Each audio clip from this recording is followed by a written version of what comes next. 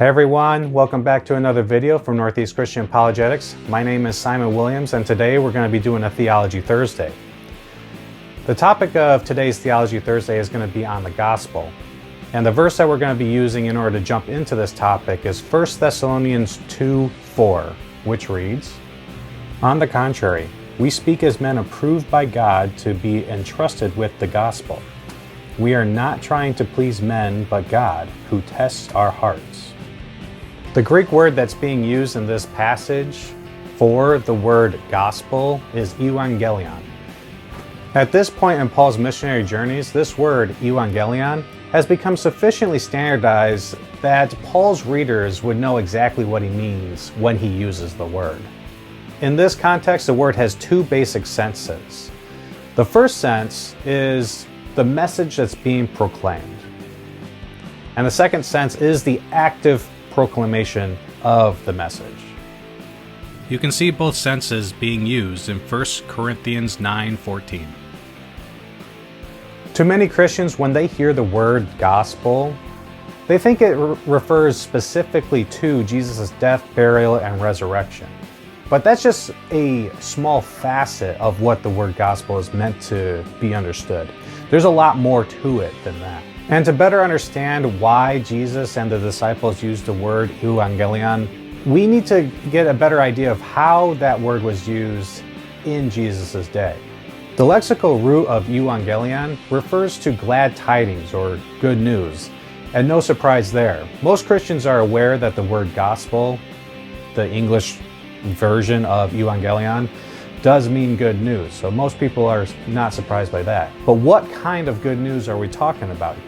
In the Greco-Roman world, the word evangelion was generally used for good news in general, but also as declarations of military victory. And it's this military victory aspect of euangelion that I really want to focus in on in particular. So the related Greek word euangelizomai denotes the activity of the euangelos. So the euangelos is just the messenger. This is a messenger from the battlefield that was sent to the city, either by horse or by ship. And this euangelo, this messenger, is meant to provide the euangelion. He is providing the message of military victory to the city. But not only that, it doesn't have to just be military victory. It could be some other good news or some other significant information that the city would like to hear. And here's something that we can't leave out. When this good news was provided to the city, this good news was often associated with divine favor. It had connotations of providence, of goodness, that the gods have smiled down on the city and have answered their prayers. So we know that when Jesus came proclaiming the gospel, he was acting as the euangelos. He was acting as the messenger of the good news. Of what kind of victory? Military victory.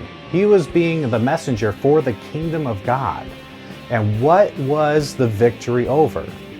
Jesus was proclaiming victory over an opposing kingdom.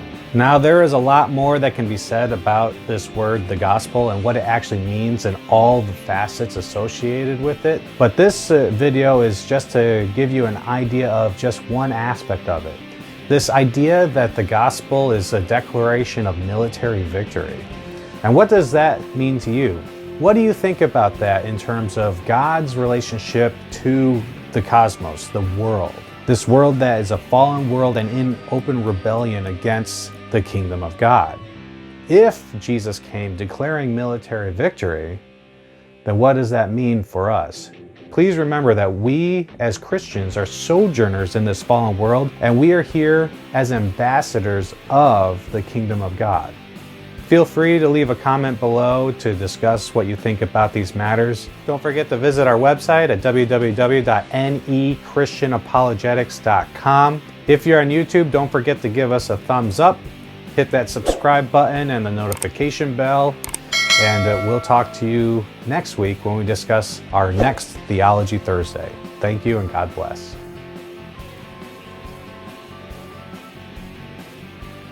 And it's this military victory aspect of Euangelion.